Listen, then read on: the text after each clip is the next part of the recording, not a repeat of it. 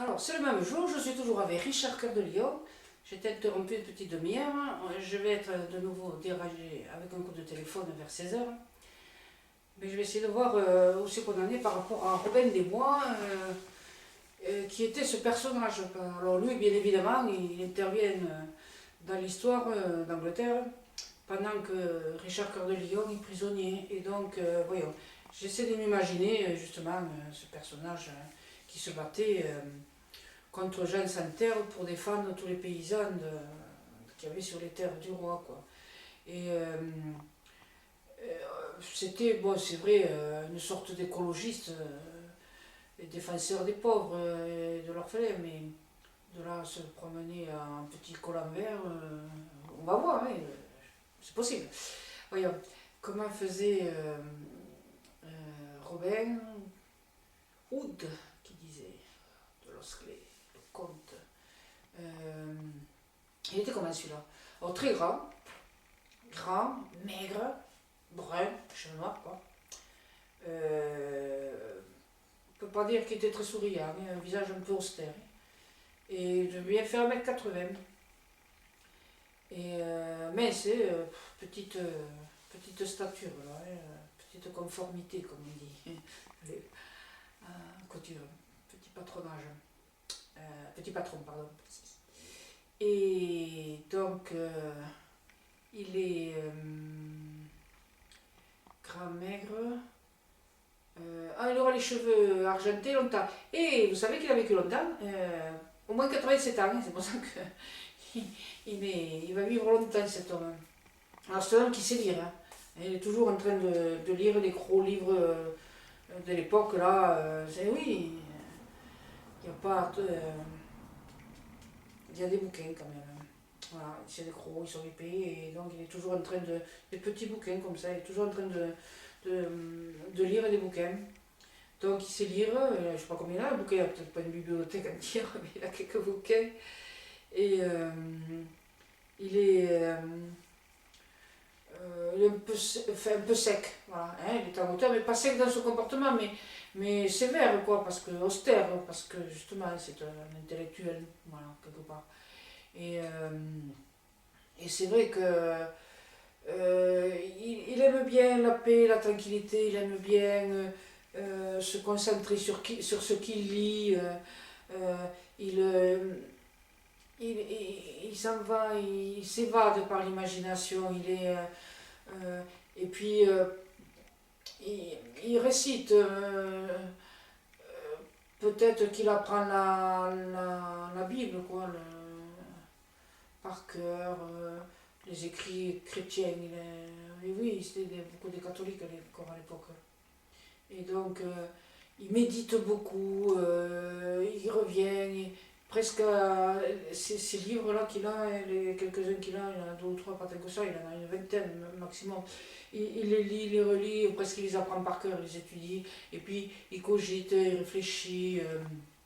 Et il a eu un garçon, deux, et une fille. Euh, et ses enfants, il les a enseignés beaucoup, il leur a appris à lire, surtout aux garçons, à écrire.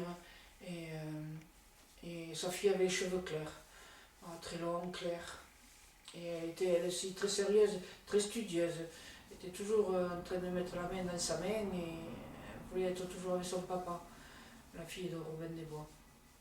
Et elle était sérieuse. Elle aussi, elle aimait la nature. Elle préférait la mer, hein, elle préférait marcher le long de la grève de la mer, la fille de Robin des Bois. Et lui, bon, il aimait ça et tout. Mais c'était quelqu'un qui, voilà, c'était la rêverie, l'imaginaire et tout ça. Et alors, il aimait aussi aller dans les forêts pour ce côté un peu d'écologie, d'environnement, c'était surtout les dolmens. Vous savez, les druides et tout ça, ça le passionnait beaucoup, ça. Donc, ces légendes, ces mysticisme, ces légendes et les mythes de l'Angleterre d'autrefois, des druides et tout. C'était un homme de lettres, un homme d'intelligence, un homme de raison, un homme de... Voilà comment était ce Robin Hood. Et contemplatif, c'était. Mais c'est vrai que quand il était jeune, jusqu'à l'âge de 28 ans, il allait ferrailler, là, oui, oui, mais pas uniquement rien qu'avec le carquois et les flèches, hein, il se battait à l'épée, hein, il aimait ça. Et c'est vrai que euh, quand Arthur est revenu, enfin Richard Cœur de Lion est revenu, il était très souvent au château du roi. Mais jusqu'à l'âge de 20 ans, il était toujours au village. Et c'est pour ça que 28 ans, quoi, il est resté jusqu'à la campagne, au village, 28 ans, il aimait ça. Il aimait courir les bois et à cheval, aller d'un côté de l'autre, aller jusqu'à la mer et jusqu'à l'océan, enfin la mer du Nord. Et les langues chevauchées comme ça. Et c'était quelqu'un de très bucolique, mais avec une profondeur des sentiments, de l'imaginaire, de l'intelligence. Il était. Ouais, il a vécu très très très longtemps. Quand il était vieux, il avait plus de dents pratiquement. Pour plus de 80 ans, il avait plus de dents. Mais c'était quelqu'un de austère pour les. Disons. À la cour, pour les gens, vous savez. Il voulait de la profondeur chez les humains, chez les êtres humains, voilà, de la profondeur il lui fallait. Pour les gens riches, les gens à la cour, voilà. Mais sinon, il comprenait les paysans, il comprenait les éleveurs de moutons, il comprenait tout ça, quoi. Et puis, quand il avait, jusqu'à l'âge de 28 ans, c'était un bon vivant.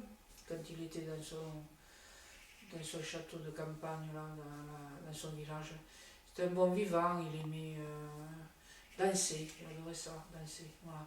Et puis il buvait que de l'eau, hein. Il buvait l'eau de ses. À l'époque, on pouvait sans problème boire l'eau des rivières, hein. Il n'y avait aucune pollution chimique. Donc il buvait et il aimait. Alors il y avait beaucoup de fêtes, il y avait beaucoup dans les châteaux, enfin dans les maisons, les villages. Lui, il avait un château dans un village, quoi. Voilà, une grande demeure dans un village. Et donc, il y avait souvent des fêtes comme ça, où on mangeait beaucoup. Alors, c'était des pâtés, des gros pâtés, avec des oiseaux, quoi, des pâtés d'alouettes, des grosses choses euh, euh, de la pâte avec pratiquement l'oiseau entier, voilà, des alouettes. Souvent, il aimait ça, lui, c'était peut-être son plat préféré. Et après, il aimait beaucoup les pommes cuites, pas crues, cuites. Les pommes cuites avec les pommes de terre. Enfin, voilà, tout ça, c'était les pommes cuites et un légume comme ça. Je ne sais pas si c'était des navets ou c'était rond comme ça, couleur pomme de terre. Et donc, il mangeait beaucoup ça, lui. Il aimait les pâtés d'alouette, le pâté en croûte et ce légume-là. Voilà ce que.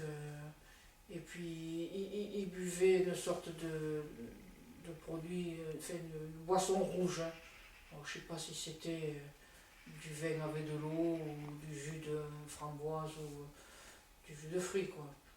Avec beaucoup d'eau, hein, pas uniquement que du fruit, beaucoup d'eau. Et ça, c'était le goût de Robin des Bois, quoi. Et alors le poisson, mais le poisson qu'on pêchait dans les rivières, hein, voilà. C'est lui, ou je sais pas, ou des gens de son entourage qui pêchaient du poisson dans les rivières de ces terres, quoi. Voilà ce qu'était toujours très frugal.